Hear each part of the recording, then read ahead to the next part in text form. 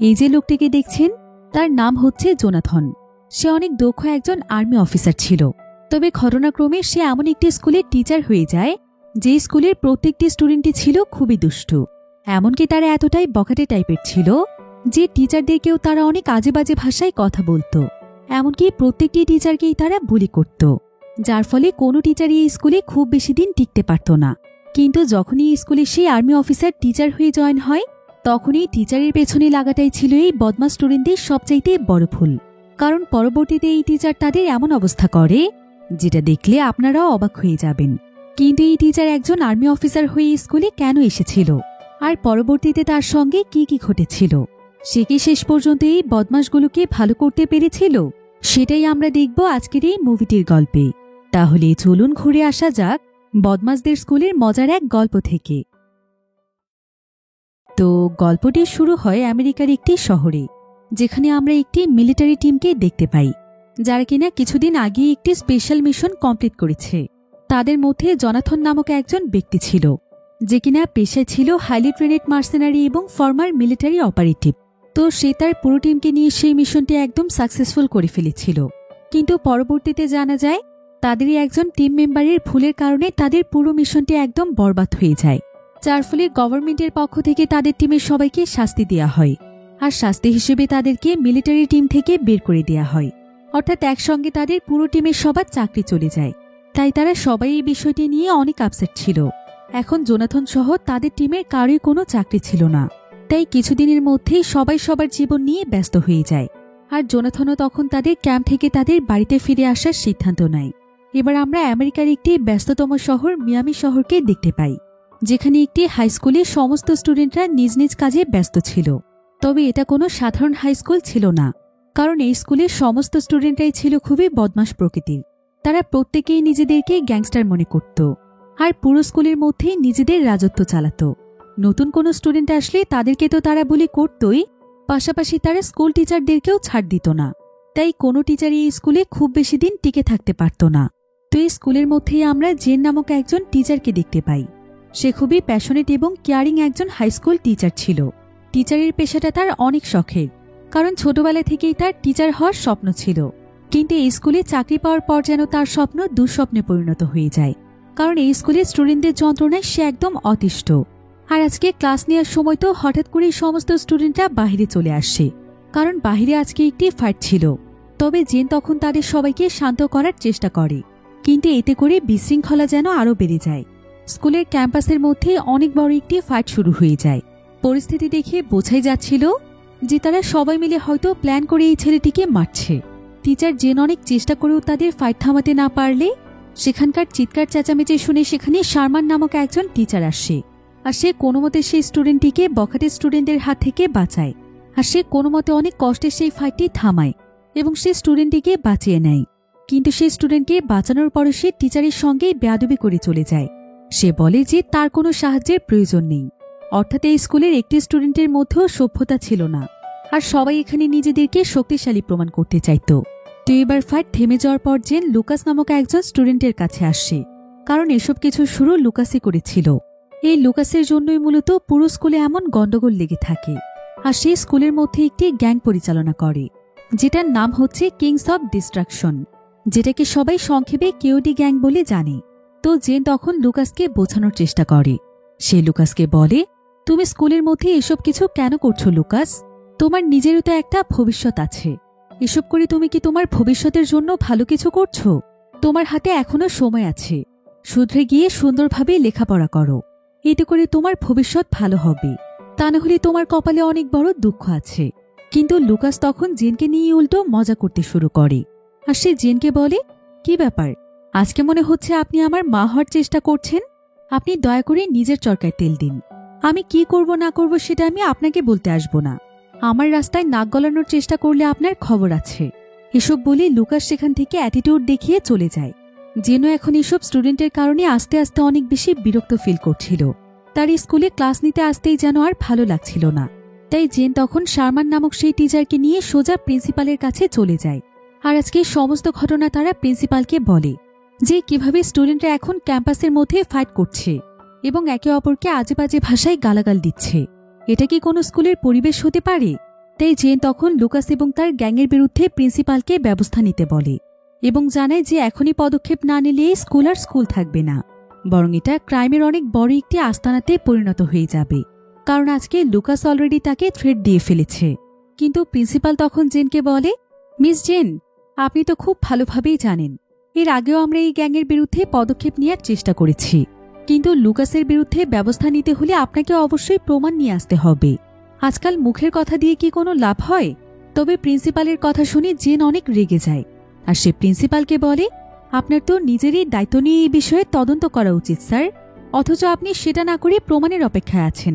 এসব বলে জেন সেখান থেকে রাগ করে চলে যায়। এরপর জেন স্কুল থেকে ফিরে যাওয়ার জন্য যখন তার গাড়ির কাছে যায়, তখন সে দেখতে পায় যে তার গাড়ির আশেপাশে কেওডি গ্যাং দাঁড়িয়ে আছে, অর্থাৎ লুকাস তার সঙ্গীদেরকে নিয়ে তার গাড়িটি ঘেরাও করে রেখেছে। এরপর জেন যখন তার গাড়ির তালা খুলতে যায়, তখন সে দেখতে পায় যে লুকাস এবং তার টিম তার গাড়ির লকারে সিমেন্ট লাগিয়ে দিয়েছে। জেন তারপরও তাদের সঙ্গে কোনো কথা না বলে সে তার গাড়ি খোলার চেষ্টা করছিল, কিন্তু লুকাসের সঙ্গীরা তার গাড়িটি ইচ্ছে করেই বারবার নড়াচ্ছিল, এমনকি তাকে নিয়ে অনেক হাসাহাসি করে আজে বাজে কথা বলছিল। এতে করে জেন তাদের উপর প্রচণ্ড রেগে যায়। লুকাস তখন জেনকে তার হাত দিয়ে বাজে ইঙ্গিত দেখালে জেনও তখন সেটা সহ্য করতে না পেরে তাকেও বাজে ইঙ্গিত দেখায়, আর সে কোনোমতে তার গাড়িতে ঢুকে গাড়ি লক করে দেয়। তবে ততক্ষণে লুকাস এবং তার সঙ্গীরা তার গাড়ির উপর ঝাঁপিয়ে পড়েছিল, তাকে গাড়ির গ্লাসের উপর থেকে অনেক আজে বাজে ইঙ্গিত দিচ্ছিল, কিন্তু জেন কোনোমতে তার গাড়িটি নিয়ে সেখান থেকে পালিয়ে যায়। আর লুকাস এবং তার সঙ্গীরা তাকে পেছন থেকে থ্রেট দিতে থাকে এবং বলতে থাকে যে এবার সে স্কুলে আসলে তাকে সবাই দেখে নেবে। জেন এতে অনেকটাই ভয় পেয়ে গিয়েছিল, তার কাছে মনে হচ্ছিল যে লুকাস এবং তার গ্যাং হয়তো তার পিছু করছে, তাই সে দ্রুত তার বাড়িতে ফিরে আসে। আর সে সেখানে পৌঁছেই জনাথনকে দেখতে পায় এবং সে তাকে সঙ্গে সঙ্গে জড়িয়ে ধরে। জনাথনের ফিরে আসায় তার ভয় যেন অনেকটাই কমে যায়। আসলে তারা দুজন হচ্ছে হাজব্যান্ড ওয়াইফ। জনাথন এতদিন মিলিটারিতে চাকরি করার কারণে সে জেনের কাছ থেকে দূরে তার মিলিটারি ক্যাম্পে থাকত, কিন্তু এখন তার চাকরি চলে যাওয়ায় সে তার ওয়াইফের কাছে ফিরে এসেছে। জোনাথন তখন জেনকে জানায় যে তাদের একজন টিম মেম্বারের একটি ভুলের কারণে তাদের টিমের সবাইকে মিলিটারি থেকে সাসপেন্ড করে দেওয়া হয়েছে, আর তাদেরকে নিয়ে অন্যান্য টিমের সবাই অনেক হাসাহাসি করেছে। তাই এসব কিছুর পর সে এখন অনেক দুশ্চিন্তায় আছে, কারণ সে এখন পুরোপুরিভাবে বেকার। তাই জেনের হয়তো ততদিন পর্যন্ত সংসার চালাতে কষ্ট হয়ে যাবে যতদিন না সে নতুন কোনো কাজ পাচ্ছে। কিন্তু জেন তখন তাকে ভরসা দিয়ে বলে, তুমি একদম চিন্তা করো না, আমরা দুজন মিলে কোনো না কোনো রাস্তা বের করে ফেলব। এবার সেদিন রাতের বেলা দেখা যায় যে জোনাথনের কাছে তার অনেক পুরনো একজন বন্ধু একটি ভয়েস মেল পাঠায়, আর এই বন্ধু একসময় জোনাথনের টিমমেট ছিল। সে জোনাথনের চাকরি চলে যাওয়ার খবর পেয়ে তাকে একটি চাকরির অফার দেয় এবং তাকে তার সঙ্গে একটি ক্লাবে দেখা করতে বলে। জোনাথন তখন সোজা তার সঙ্গে দেখা করতে চলে যায়। সেখানে জোনাথনের আরও বেশ কয়েকজন পুরনো বন্ধু ছিল। তো তাদের মধ্যেই তার জয় নামক একজন বন্ধু তাকে বলে যে তাদের টিমমেট তাকে যে চাকরি দিতে চাইছে সেটা জোনাথন যেভাবেই হোক যেন করে, তাহলে তার টাকা পয়সার কোনো অভাব হবে না। এরপর জয়ী এবং তার ম্যাক্স নামক একজন সঙ্গী তাকে জন নামক একজন ক্লায়েন্টের কাছে নিয়ে যায়। তারা সবাই মিলে তখন তাকে কাজ বুঝিয়ে দেওয়ার চেষ্টা করছিল, কিন্তু জোনাথন এখানে জনকে দেখে চিনতে পারে, কারণ এই জনকে সে একবার ড্রাগস পাচার করার সময় ধরে ফেলেছিল। এবার জনের চলে যাওয়ার পর তার টিমমেট ম্যাক্স তাকে বলে এই জন নাকি তাদের শহরের অনেক বড় একজন বিজনেস ডিলার, তার আন্ডারে কাজ করে অনেক মানুষ কোটিপতি হয়ে গিয়েছে, আর জন বর্তমানে একজন হাইলি ট্রেন আপ মিলিটারিকে খুঁজছে। আর তাই তার সঙ্গে সঙ্গে জোনাথনের কথা মনে পড়েছে, কারণ জোনাথন তাদের টিমের মধ্যে সবচাইতে ভালো একজন মিলিটারি ছিল। তাই এখন যদি সে তাদের সঙ্গে এক হয়ে কাজ করতে চায়, তাহলে সে মিলিটারিতে যত টাকা কামিয়েছে তার চাইতে প্রায় 10 গুণ টাকা কামাতে পারবে। তাকে শুধুমাত্র কিছু প্রোডাক্ট এক জায়গা থেকে অন্য জায়গাতে ডেলিভারি করতে হবে এবং পুলিশের বিভিন্ন চেক পয়েন্ট এড়িয়ে চলতে হবে। তাছাড়া মিলিটারিতে থাকার কারণে সে তো রাস্তাঘাট অনেক ভালোভাবেই জানে। তবে এখানেই জোনাথন তাকে থামিয়ে দেয়। এরপর সে তাকে বলে, তুমি শেষ পর্যন্ত আমাকে ড্রাগস পাচারের কথা বলছো? আমি কখনো কোনো ইলিগেল কাজের সাথে নিজেকে জড়াবো না। কিন্তু ম্যাক্স তখন তাকে বলে, এতে এত অবাক হওয়ার কি আছে? তোমাকে আসলে সরাসরি ড্রাগস পাচার করতে হবে না, তুমি শুধু ড্রাগসের শিপমেন্টের গাড়ির মধ্যে প্রোটেকশন দেবে। এখন তোমার কাছে কোনো চাকরি নেই, তোমার এখন কাজের ধরন দেখলে চলবে? আমি যে তোমাকে নিজে থেকে ডেকে এনে কাজ দিচ্ছি এটাই তো তোমার ভাগ্য, তা না হলে এখন তোমার মতো অযোগ্য মানুষকে কে কাজ দেবে? একথা শুনে জোনাথন প্রচণ্ড রেগে গিয়ে তার কলার চেপে ধরে। আর সে ম্যাক্সকে বলে, আমার কাছে আমার চাকরি না থাকতে পারে, কিন্তু আমার সততা এবং মনুষ্যত্ববোধ এখনো আমার মধ্যে আছে, যেটা তোর মতো মানুষের মধ্যে নেই। তাই দ্বিতীয়বার আমাকে কিছু বলার আগে 10 বার ভাববি। এই বলে ট্রেড দিয়ে জোনাথন সেখান থেকে চলে যায়। এবার পরের দিন সকালে আমরা জেনকে দেখতে পাই। জেন একটি বিচের কাছে জগিং করতে এসেছিল, কিন্তু তার কোনো ধারণাই ছিল না যে তার জন্য সামনে কি অপেক্ষা করছে। তো জেন যখন সেখান থেকে দৌড়ে যাচ্ছিল, ঠিক তখনই অনেক শক্তিশালী একজন ব্যক্তি অনেক বড় একটি লাঠি দিয়ে জেনের পায়ের মধ্যে প্রচণ্ড জোরে আঘাত করে। জেন সঙ্গে সঙ্গেই মাটিতে লুটিয়ে পড়ে। আসলে কাল জেন যেহেতু লুকাসদের প্রতিবাদ করেছিল, তাই লুকাস তার কেওডি গ্যাংয়ের একজন সদস্যকে জেনকে শায়েস্তা করার জন্য পাঠিয়েছে। কিন্তু ঠিক তখনই সেখানে জোনাথন চলে আসে, আর সে দ্রুত জেনকে হসপিটালে নিয়ে যায়। আর সে লোকটির সঙ্গে ফাইট শুরু করে দেয়। সে তাকে কোনো মতে হারিয়ে দিয়ে জেনকে নিয়ে দ্রুত হসপিটালে চলে আসে, কারণ জেনের পায়ের অবস্থা খুব একটা ভালো ছিল না। তার দুটো পায়েরই হাড় ভেঙে গিয়েছিল। তবে হসপিটালে ট্রিটমেন্ট নেওয়ার পর জেন যখন অনেকটা স্বাভাবিক হয়ে যায়, তখন সে জোনাথনকে তাদের স্কুলের সমস্ত বিষয়ে খুলে বলে। সে কেওডি গ্যাংয়ের ব্যাপারেও জোনাথনকে জানায় এবং বলে যে কিছুদিন আগে স্কুল থেকে বাড়ি ফেরার সময় কেওডি গ্যাংয়ের সঙ্গে তার একটু ঝামেলা হয়েছিল, আর সেদিনই সেই গ্যাংয়ের লিডার লুকাস তাকে থ্রেট দিয়েছিল। তাই হয়তো আজকে সেই লোককে লুকাসই পাঠিয়েছে। আর এখন তো তার অনেক দুশ্চিন্তা হচ্ছে যে লুকাস হয়তো এখন তার পেছনেই লেগে থাকবে। কিন্তু জোনাথন তখন তাকে সান্ত্বনা দিয়ে বলে যে তার কিচ্ছু হবে না, জেন যেন শুধুমাত্র বিশ্রাম নেয় এবং সুস্থ হয়ে ওঠে। তো জেনে সুস্থ হতে প্রায় বেশ কয়েকদিন সময় লাগবে। তাই এই সুযোগে জোনাথন জেনের একজন সাবস্টিটিউট হতে চায়। আসলে সাবস্টিটিউট হচ্ছে এমন একটি বিষয় যেখানে কোনো মানুষের অনুপস্থিতিতে, অর্থাৎ তার পরিবর্তে অন্য একজন মানুষ কিছুদিনের জন্য তার দায়িত্ব পালন করতে পারে। তবে সেটার জন্য অবশ্যই তাকে যোগ্য হতে হবে এবং সেই পেশার দক্ষতা থাকতে হবে। তো জোনাথন চাইছিল জেনের পরিবর্তে তার স্কুলে কয়েকদিন সে ডিউটি করবে এবং স্কুলের সমস্ত পরিস্থিতি পর্যবেক্ষণ করবে। তাই সে স্কুলের সাবস্টিটিউট হওয়ার জন্য তার একজন পরিচিত মানুষের কাছ থেকে ফেক টিচারের সার্টিফিকেট বানিয়ে নেয় এবং পরের দিনই সে সোজা জেনের স্কুলে চলে যায়। এই স্কুলে আসার তার মূল কারণই হচ্ছে পুরো গ্যাংয়ের সবাইকে শায়েস্তা করা এবং তাদেরকে তাদের উপযুক্ত শাস্তি দেয়া। তাই সে স্কুলের মধ্যে এসে প্রত্যেকটি স্টুডেন্টকে দেখছিল এবং বুঝতে পারছিল যে এখানকার প্রত্যেকটি স্টুডেন্টই অনেক কুশৃঙ্খল। তবে জোনাথন স্কুলের কাউকেই বুঝতে দিতে চাইছিল না যে সে জেনের হাজবেন্ড। তাই সে তার পরিচয় গোপন করে কিছু সার্টিফিকেট বানিয়েছিল, যেখানে তার নাম দেয়া ছিল স্মিথ। আর সেগুলো নিয়ে সে প্রিন্সিপালের কাছে ইন্টারভিউ দিতে চলে যায়। তবে জোনাথন এখানে লক্ষ্য করে যে প্রিন্সিপালের সঙ্গে প্রত্যেকটি স্টুডেন্টেরই অনেক ভালো সম্পর্ক। তার সঙ্গে কোনো স্টুডেন্টের কোনো ঝামেলাই ছিল না, বরং সে তো উল্টো প্রত্যেকটি স্টুডেন্টকে অ্যাপ্রিসিয়েট করছিল। এবার জোনাথন প্রিন্সিপালকে জানায় যে তার নাম হচ্ছে স্মিথ আর সে একজন সাবস্টিটিউট। প্রিন্সিপাল তখন জোনাথনের ইন্টারভিউ নেয়। ইন্টারভিউতে জোনাথন বেশ ভালো পারফর্ম করে, যার ফলে খুব সহজেই তার সাবস্টিটিউটের চাকরিটি হয়ে যায়। তবে প্রিন্সিপাল তখন তাকে বলে, যদিও আপনি খুবই কম সময়ের জন্য আমাদের স্কুলে সাবস্টিটিউট থাকবেন, কিন্তু আমি চাইব আপনি একদম প্রফেশনালভাবে আপনার কাজ করবেন।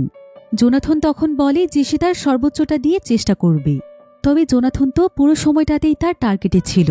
সে প্রত্যেকটি স্টুডেন্টকে খুব ভালোভাবে পর্যবেক্ষণ করছিল। এবার কিছুক্ষণ পরে সে তার প্রথম ক্লাস নেওয়ার জন্য চলে যায়।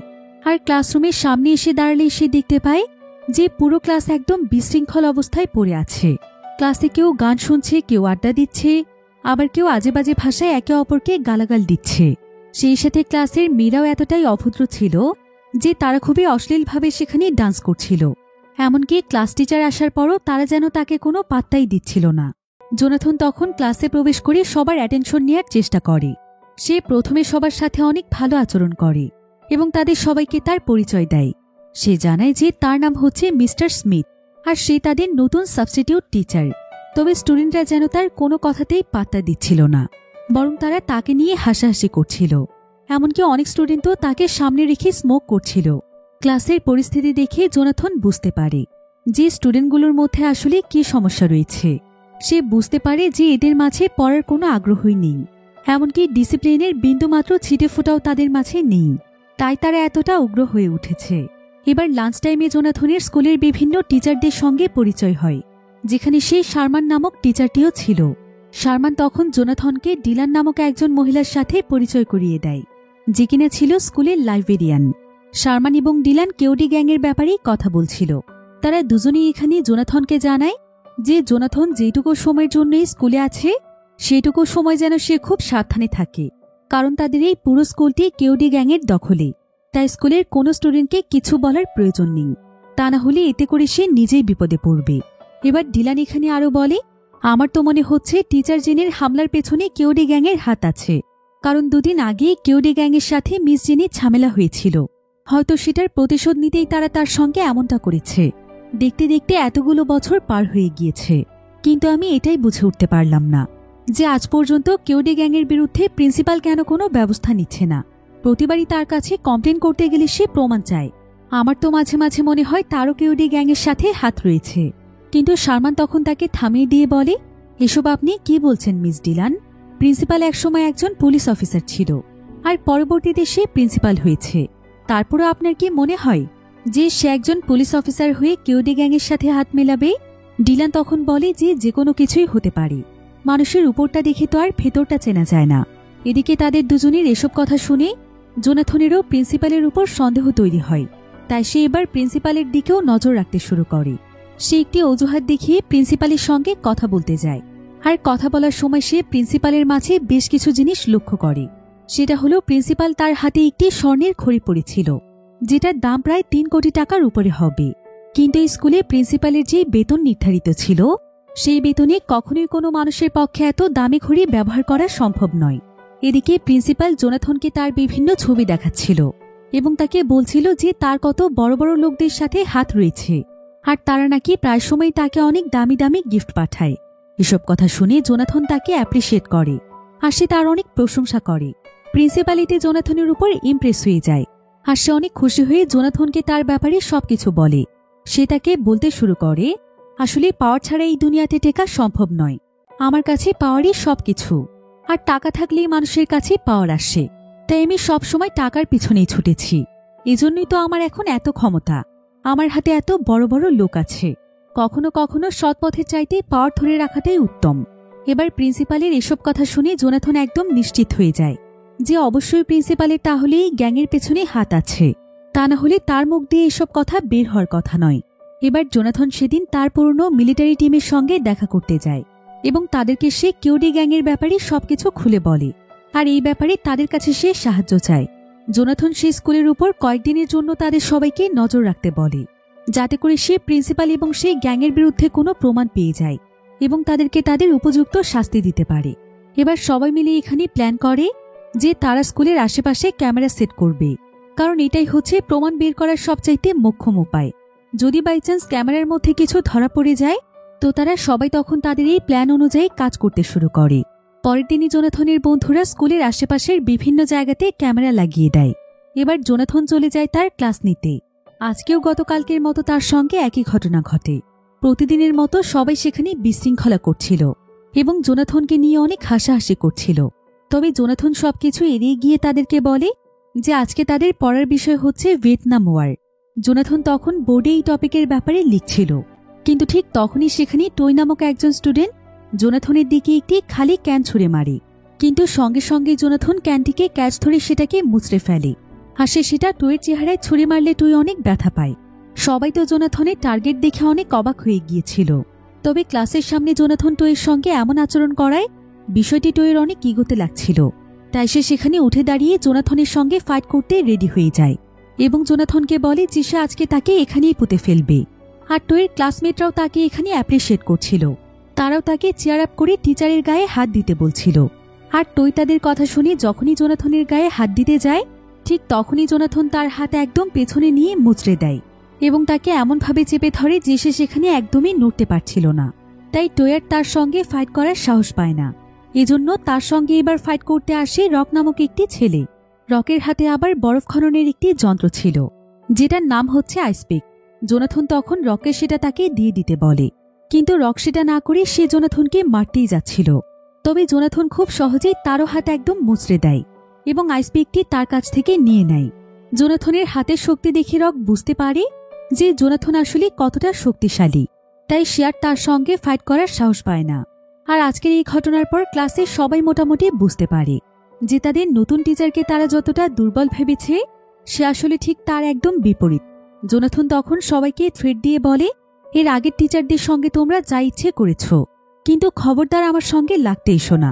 আমি যে কতটা ভয়ানক হতে পারি সেটা তোমাদের ধারণার বাইরে। তাই এমন কোনো আচরণ করো না যাতে করে আমার আসল রূপ তোমাদের সামনে বেরিয়ে আসে। জোনাথনের এসব কথা শুনে পুরো ক্লাস যেন একদম সাইলেন্ট হয়ে যায়। আজকে জোনাথনের চাহনি দেখে তারা অনেকটাই ভয় পেয়ে গিয়েছিল।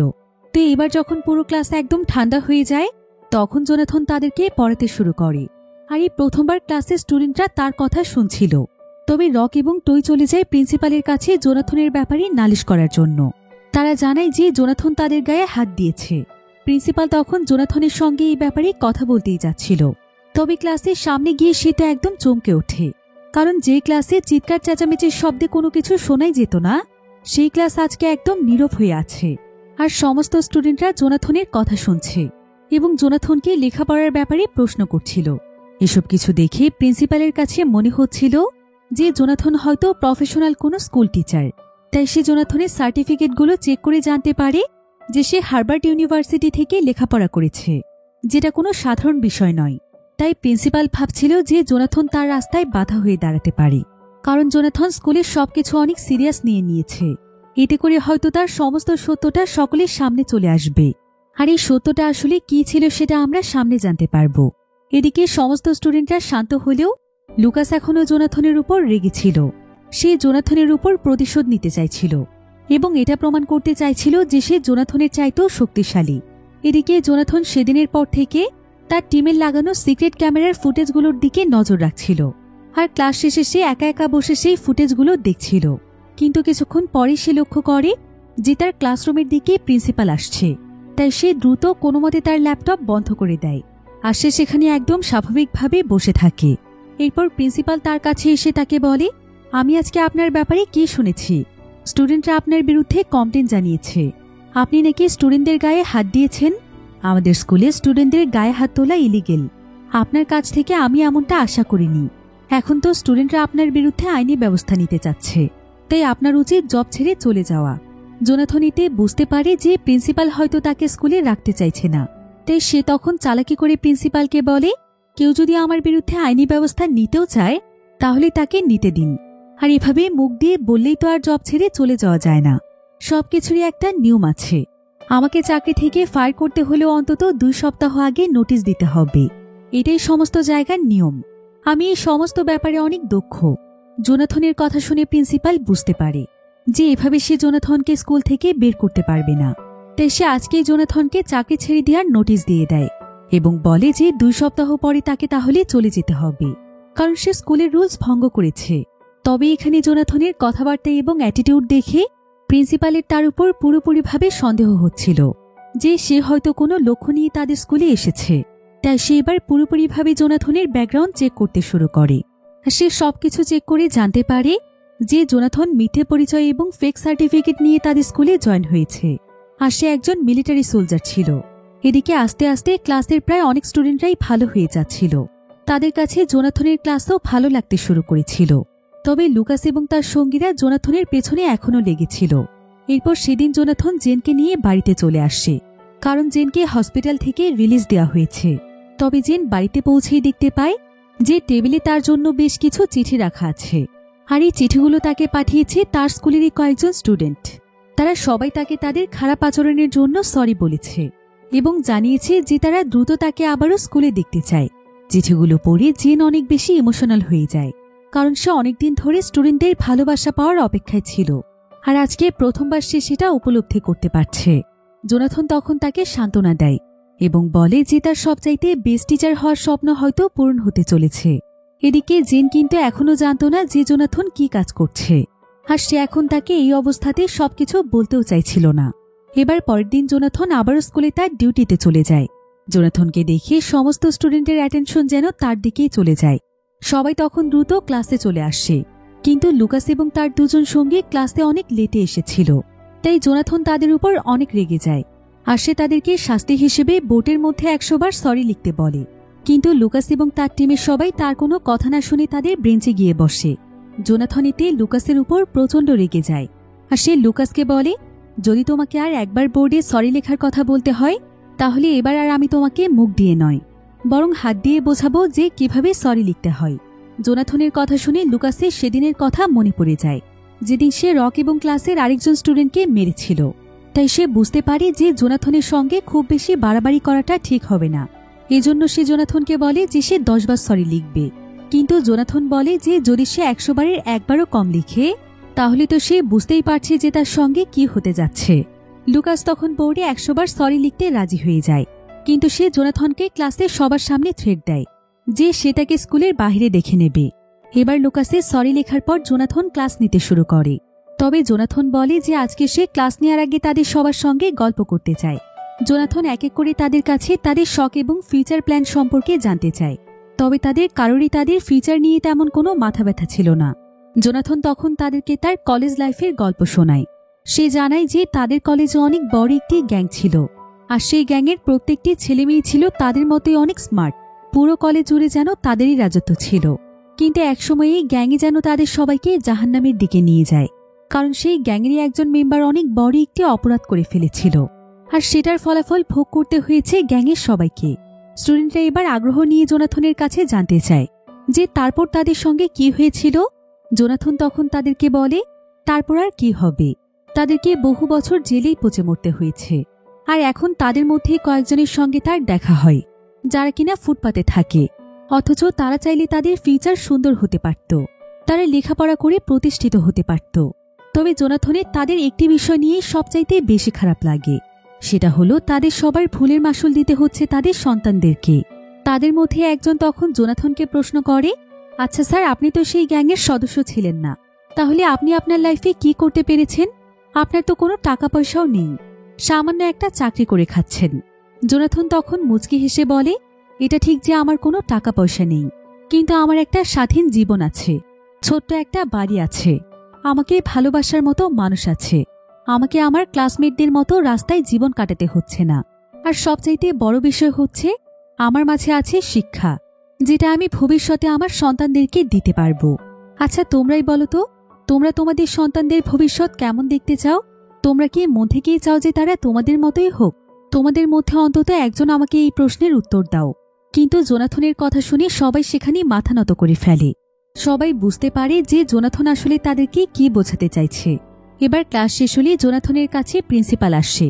প্রিন্সিপাল আজকে জোনাথনের প্রশংসা করে বলে, আমি তো ভাবতেই পারিনি যে লুকাসের মতো ছেলেকে দিয়ে আপনি সরি লেখাতে পারবেন। আপনি তাহলে ক্লাস ভালোই কন্ট্রোল করতে পারছেন। জোনাথন তখন তাকে ধন্যবাদ জানায়। এরপর প্রিন্সিপাল জোনাথনকে বলে যে তার সঙ্গে তার একটি মিটিং আছে, তাই সে তাকে বিকেলবেলা অফিসে এসে দেখা করতে বলে। তবে প্রিন্সিপাল এদিকে অন্য প্ল্যান করছিল। সে গোপনে লুকাসের সঙ্গে গিয়ে দেখা করে জোনাথনকে শায়েস্তা করার জন্য প্ল্যান করে, যাতে করে জোনাথন এই স্কুল ছেড়ে চলে যায়। আসলে প্রিন্সিপাল লুকাস এবং তার গ্যাংয়ের সাথে মিলে কোটি কোটি টাকা ড্রাগ সাপ্লাইয়ের কাজ করে থাকে। এই কাজগুলো মূলত সে তার স্কুলকে ব্যবহার করেই করছে। তাই সে জোনাথনের মতো টিচারকে তার স্কুলে চাইছিল না, কারণ জোনাথন যে কোনো সময় তার ব্যাপারে জেনে ফেলতে পারে। এদিকে জোনাথন ছিল তাদের থেকে এক ধাপ এগিয়ে। সে তার সিক্রেট ক্যামেরার মাধ্যমে প্রিন্সিপাল এবং লুকাসকে একসঙ্গে দেখে ফেলে, আর সে বুঝতে পারে যে তারা দুজন মিলে কিছু একটা প্ল্যান করছে। জোনাথন তখন রেডি হয়ে স্কুলে মিটিংয়ের জন্য চলে আসে, আর সে স্কুলের লাইব্রেরিতে যায়। এদিকে জোনাথনকে ফলো করছিল লুকাস এবং তার কয়েকজন সঙ্গীরা। তারা সবাই বন্দুক নিয়ে জোনাথনের কাছে চলে আসে। তারা জোনাথনকে সেখানে শুট করে দেয়। এরপর লুকাস তার একজন সঙ্গীকে ডিলান নামক সেই মহিলাটিকে শুট করতে বলে, যে কিনা স্কুলের লাইব্রেরিয়ান ছিল, কারণ সে সবকিছু দেখে ফেলেছিল। এরপর লুকাসের একজন সঙ্গী যখন ডিলানকে শুট করতে যায়, ঠিক তখনই তার পেছনে জোনাথন এসে তাকে ইচ্ছে মতো ধোলাই করে। জোনাথন আসলে প্রিন্সিপাল এবং লুকাসের প্ল্যানের ব্যাপারে জানতে পেরে আগে সে বুলেট প্রুফ জ্যাকেট পরে এসেছিল, তাই তাকে গুলি করা সত্ত্বেও তার কিছু হয়নি।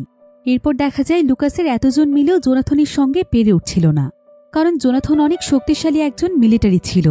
তাই সে একাই তখন তাদেরকে ইচ্ছে মতো ধোলাই করে লাইব্রেরির জানালা দিয়ে নিচে ফেলে দেয়। আর লুকাস আজকে জোনাথনের শক্তি দেখে বেশ ভয় পেয়ে যায়। এবার জোনাথনের সঙ্গে প্রিন্সিপালের দেখা হয়ে যায়। প্রিন্সিপাল তো জোনাথনকে জীবিত দেখে একদম অবাক হয়ে যায়, কারণ এতক্ষণে তো জোনাথনের মরে যাওয়ার কথা ছিল। তবে প্রিন্সিপাল জোনাথনকে দেখে নর্মাল থাকার চেষ্টা করে, আর জোনাথনও এমন ভাব করে যেন তার সঙ্গে কিছুই হয়নি।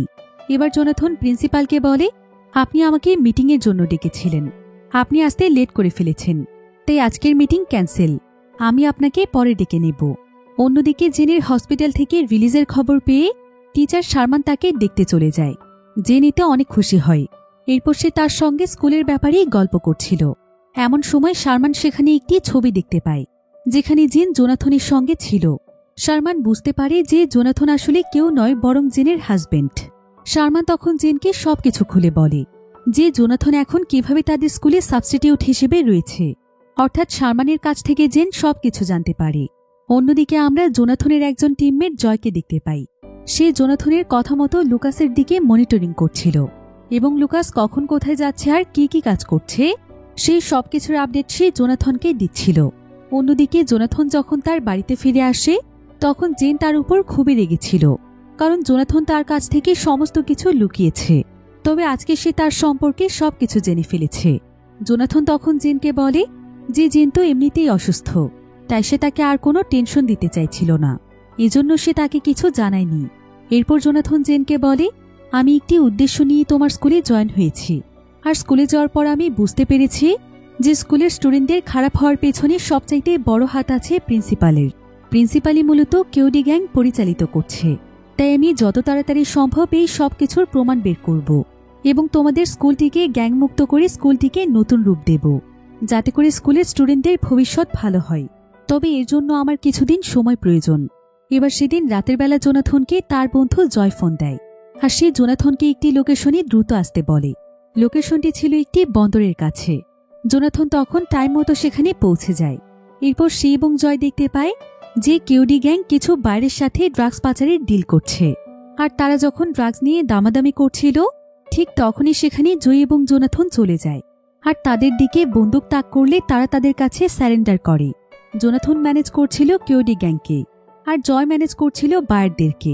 তবে ঠিক তখনই সেখানে বুল নামক বিশাল দেহী একটি লোক চলে আসে, যে কিনা মুভির শুরুতে জেনের উপরে হামলা করেছিল। বুল এখানে জোনাথনের সঙ্গেও ফাইট শুরু করে দেয়। তবে জোনাথন যেহেতু অনেক শক্তিশালী ছিল, তাই তারা কেউই জোনাথনের সঙ্গে পেরে ওঠে না। তো এই গ্যাংয়ের কাছ থেকে জোনাথন এবং জয় প্রচুর পরিমাণে টাকা এবং ড্রাগস উদ্ধার করে। তবে ড্রাগসগুলো জোনাথন পানিতে ফেলে দেয়, আর টাকাগুলো সে তার কাছে রেখে দেয়। এবার পরের দিন নিউজ চ্যানেলগুলোতে সেই ড্রাগ ডিল সম্পর্কে নিউজ দেখানো হচ্ছিল, যেটা গতকাল জোনাথনের জন্য ধরা পড়েছে। আর এই নিউজগুলো বাড়িতে বসেই দেখছিল প্রিন্সিপাল। তবে ঠিক তখনই প্রিন্সিপালকে ফিউরিয়াস নামক একটি লোক ফোন করে, আর এই ফিউরিয়াসই হচ্ছে ড্রাগ ডিল বায়ারদের বস। ফিউরিয়াস এখানে প্রিন্সিপালকে থ্রেট দেয় এবং বলে যে যত তাড়াতাড়ি সম্ভব তার টাকা অথবা ড্রাগস ফিরিয়ে দিতে, কারণ কাল তার কেওডি গ্যাং তাদেরকে ড্রাগসও দেয়নি এবং তাদের টাকাও নিয়ে পালিয়েছে। এসব কথা শুনে প্রিন্সিপাল প্রচণ্ড রেগে যায়, আর সে সঙ্গে সঙ্গে স্কুলে গিয়ে লুকাসকে ধরে। লুকাস তখন প্রিন্সিপালকে জানায় যে গতকালকে সমস্ত ডিল নষ্ট করে দিয়েছে জোনাথন, এসবের পেছনে জোনাথনের হাত আছে। এরপর ঠিক এমন সময় স্কুলের স্পিকারের মধ্যে জোনাথনের আওয়াজ শুনতে পাওয়া যায়। জোনাথন স্কুলের সমস্ত স্টুডেন্টদেরকে অডিটোরিয়াম রুমে ডেকে বলছিল যে তাদের জন্য একটি গুড নিউজ আছে। একটি বিদেশি কোম্পানি তাদের স্কুলে অনেক বড় একটি ডোনেশনের টাকা ডোনেট করেছে, আর সেই টাকা জোনাথন স্কুলের উন্নয়নে কাজে লাগাতে চাইছে। তাই সে স্টুডেন্টদের কাছ থেকে জানতে চাইছিল যে স্কুলের মধ্যে কি কি প্রয়োজন। স্টুডেন্টরা এতে অনেক খুশি হয়। এরপর কেউ বলে স্কুলে ডান্স ক্লাব প্রয়োজন, মিউজিক ক্লাব প্রয়োজন, আবার কেউ বলে তাদের সুন্দর একটা ক্যান্টিনের প্রয়োজন। জোনাথন তখন জানায় যে তারা ঠিক তাদের স্কুলকে যেভাবে চায় জোনাথন পুরো স্কুলকে সেভাবেই সাজিয়ে দেবে। এরপর জোনাথন স্টুডেন্টদের জন্য মিউজিক্যাল বিভিন্ন ইনস্ট্রুমেন্ট কিনে নিয়ে আসে, আর সে স্কুলের ক্যান্টিন থেকে শুরু করে সবকিছু আপডেটের কাজে লেগে যায়। এসব কাজগুলো জোনাথন আসলে সেই টাকাগুলো দিয়ে করছিল, যেগুলো সে ড্রাগ ডিলারদের কাছ থেকে নিয়ে নিয়েছিল। এদিকে প্রিন্সিপালও এই সমস্ত বিষয়গুলো বুঝতে পারে যে জোনাথন এই টাকাগুলো আসলে কোথায় পেয়েছে, তাই সে জোনাথনকে শাস্তা করার জন্য পুরোপুরিভাবে প্ল্যান করছিল। এদিকে পরের দিন স্কুলে প্যারেন্ট মিটিং ছিল, যার কারণে সেদিন সন্ধে পর্যন্ত স্টুডেন্টদেরকে স্কুলেই থাকতে হয়। তো সন্ধেবেলায় তখন শারমানের কাছে মীরা নামক একজন স্টুডেন্ট আসে। সে শারমানকে বলে তাকে একটু এগিয়ে দেওয়ার জন্য, কারণ কয়েকজন বখাটে ছেলে নাকি তাকে ডিস্টার্ব করছে। শারমান তখন মীরাকে একটু ওয়েট করতে বলে তার হাতের কাজগুলো কমপ্লিট করে নেয়। এরপর যখন শারমান তাকে এগিয়ে দিতে যায় তখন সে দেখতে পায় যে পুরো স্কুলে অলরেডি তালা দিয়ে দেওয়া হয়েছে। তাই শারমান তখন মীরাকে নিয়ে স্কুলের বেসমেন্ট দিয়ে বাইরে যাচ্ছিল। তবে ঠিক এমন সময় শারমান দেখতে পায় যে প্রিন্সিপাল এবং কেওডি গ্যাং অনেকগুলো ড্রাগস নিয়ে কোথাও যাচ্ছে। এটা দেখতে পেয়ে শারমান সেখান থেকে ফিরে চলে যায়। তবে তাদের পায়ের আওয়াজ শুনে প্রিন্সিপাল বুঝতে পারে যে এখানে কেউ এসেছিল। তাই প্রিন্সিপাল লুকাস এবং তার সঙ্গীদেরকে বিষয়টি চেক করার জন্য পাঠায়। এদিকে শারমান মীরাকে একটি রুমের মধ্যে লুকিয়ে ফেলে, আর সে মীরাকে বলে যে আপাতত সে যেন এখানেই থাকে, আর কিছুক্ষণ পরে সে যেন এখান থেকে পালিয়ে জোনাথনকে গিয়ে সবকিছু বলে দেয়। অন্যদিকে রাতের বেলা জোনাথন যখন তার বাড়িতে ফিরছিল, ঠিক তখনই কেওডি গ্যাংয়ের কয়েকজন সদস্য তার পিছু করে, কারণ তাদেরকে প্রিন্সিপালই পাঠিয়েছিল। তারা এখানে অনবরত জোনাথনকে গুলি করতে থাকে, ফলে একটি বাড়ির সঙ্গে জোনাথনের অনেক বড় অ্যাক্সিডেন্ট হয়ে যায়। এবার পরের দিন সকালে দেখা যায় যে স্কুলের সমস্ত স্টুডেন্টরা অনেক মন খারাপ করে বসেছিল, কিন্তু কিছুক্ষণ পরেই সেখানে জোনাথন চলে আসে। জোনাথনকে দেখে স্কুলের সবাই একদম অবাক হয়ে যায়, তারা অদ্ভুতভাবে তার দিকে তাকিয়ে থাকে। এরপর জোনাথন একজন স্টুডেন্টের কাছে জানতে চায়, কি ব্যাপার, সবাই আমাকে এভাবে দেখছে কেন? সেই স্টুডেন্ট তখন জোনাথনকে জানায় যে আজ সকালবেলায় নাকি প্রিন্সিপাল সবাইকে জানিয়েছে যে সে গতকাল রাতে একটি কার অ্যাক্সিডেন্টে মারা গিয়েছে। এমনকি আজ সকালবেলা শারমান স্যারেরও লাশ পাওয়া গিয়েছে, তাকে কেউ মাথায় গুলি করে হত্যা করেছে। এসব শুনে জোনাথনের আর বুঝতে বাকি থাকে না যেই সবকিছু করেছে প্রিন্সিপাল।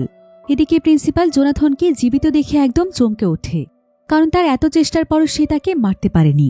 আর জোনাথনও এখন ডিসাইড করে যে এসবের পেছনে সবচাইতে বড় লিডারকে তার যেভাবেই হোক ধরতে হবে, তা না হলে শারমানের মতো অনেক নিরীহ মানুষের জীবন চলে যাবে। তাই জোনাথন তখন সোজা তার সেই টিমমেট ম্যাক্সের কাছে যায়, যে কিনা তাকে ড্রাগস ডিলারের চাকরি দিতে চেয়েছিল।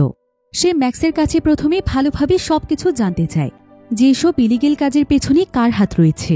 প্রথমে তো ম্যাক্স তাকে কিছুই বলছিল না, কিন্তু জোনাথন যখন তাকে মারধর শুরু করে তখন ম্যাক্স বলে যে এসবের পেছনে লিডারের নাম হচ্ছে জন, যে কিনা একটি স্কুলের প্রিন্সিপাল। সে কেওডি গ্যাং নামক একটি গ্যাংয়ের মাধ্যমে তার বিজনেস পরিচালনা করছে। এসব শুনে জোনাথন বুঝতে পারে যে প্রিন্সিপালই তাহলে জন। অন্যদিকে মীরা নামক সেই মেয়েটি জোনাথনকে ক্লাসরুমে খুঁজতে আসে, আর সে রক নামক একজন স্টুডেন্টকে বলে যে জোনাথনের সঙ্গে তার গুরুত্বপূর্ণ কথা আছে। রক তখন তাকে নিয়ে সোজা জোনাথনের বাড়িতে চলে যায়, যেখানে লুকাস এবং তার সঙ্গীরা অলরেডি জেনকে বন্দী বানিয়ে রেখেছিল। আর রক এবং মীরা সেখানে গেলে তাদেরকেও তারা বন্দী বানিয়ে ফেলে। এরপর লুকাস জেনকে বলে জোনাথনকে ফোন দিয়ে নিয়ে আসতে। জেন তখন জোনাথনকে ফোন দিলে জোনাথন বুঝতে পারে যে নিশ্চয়ই বাড়িতে কোনো বিপদ হয়েছে, তাই সে একটি গিফট বক্সের মধ্যে একটি ট্র্যাপ রেডি করে ফেলে। আর সে যখনই বাড়ির ভেতরে প্রবেশ করে ঠিক তখনই সেই ট্র্যাপ দিয়ে লুকাস এবং তার সঙ্গীদেরকে ফাঁসিয়ে ফেলে। এরপর সে এক এক করে তাদের সবাইকে মারতে শুরু করে। সে জেন, মীরা এবং রককে ছাড়িয়ে নেয়। এদিকে লুকাস যখন জেনকে মেরে ফেলতেই যাচ্ছিল ঠিক তখনই রক লুকাসকে গুলি করে মেরে ফেলে। এভাবে তারা কোনো মতে তাদেরকে হারিয়ে দেয়। এরপর মীরা জোনাথনকে সবকিছু খুলে বলে যে গতকাল টিচার শারমানের সঙ্গে আসলে কি হয়েছিল এবং তারা বেসমেন্টে সেদিন কি দেখেছিল। এবার সবকিছু ভালোভাবে জানার পর জোনাথন একটি প্ল্যান করে, আর সে সেই প্ল্যানটি সাকসেস করতেই যাচ্ছিল। কিন্তু জেনের এবার তাকে নিয়ে অনেক ভয় হচ্ছিল যে যদি তার কিছু হয়ে যায়, তবে জোনাথন তাকে কথা দেয় যে খুব শীঘ্রই সে সবকিছু ঠিক করে ফেলবে। এরপর জোনাথন মাঝরাতে তার পুরো টিম নিয়ে স্কুলের ভেতরে চলে যায়, আর তারা বেসমেন্টের নিচ থেকে ড্রাগস বের করতে থাকে। কিন্তু এমন সময় বাহিরে তারা গাড়ির আওয়াজ শুনতে পেয়ে সেখানে গেলে তারা দেখতে পায় যে প্রিন্সিপাল এখানে বেশ কয়েকজন লোকদেরকে নিয়ে এসেছে। এদিকে জোনাথন যখন প্রিন্সিপালের সঙ্গে সমস্ত ব্যাপারে কথা বলছিল ঠিক তখনই দেখা যায় স্কুলের মধ্যে অস্ত্র নিয়ে একটি গ্যাং চলে আসে, যাদেরকে জোনাথনই খবর দিয়েছিল। আর তারা এসেই জোনাথনদের উপর গুলি করতে শুরু করে। জোনাথনরা সংখ্যায় মাত্র 4-5 জন ছিল, আর প্রিন্সিপাল এবং তার গ্যাং মেম্বার ছিল অনেক বেশি। কিন্তু জোনাথন এবং তার সঙ্গীরা যেহেতু মিলিটারি সোলজার ছিল, তাই তাদের বন্দুক চালানোর দক্ষতা ছিল অনেক বেশি। এজন্য তারা খুব সহজেই তাদের উপর টার্গেট করে গুলি করতে পারছিল। এবার প্রিন্সিপালের টিম জোনাথনদের দিকে বোম মারতে শুরু করে। এভাবেই গোলাগুলি এবং বোম বিস্ফোরণের ফলে বেসমেন্টের নিচে যত ড্রাগস ছিল সেগুলো সব ছড়িয়ে ছিটিয়ে যায়। তবে বোম বিস্ফোরণে জোনাথনের কয়েকজন বন্ধুই সেখানে মারা যায়, আর একজন বন্ধু তো জোনাথনকে বাঁচাতে গিয়ে নিজেই গুলি খেয়ে মরে যায়।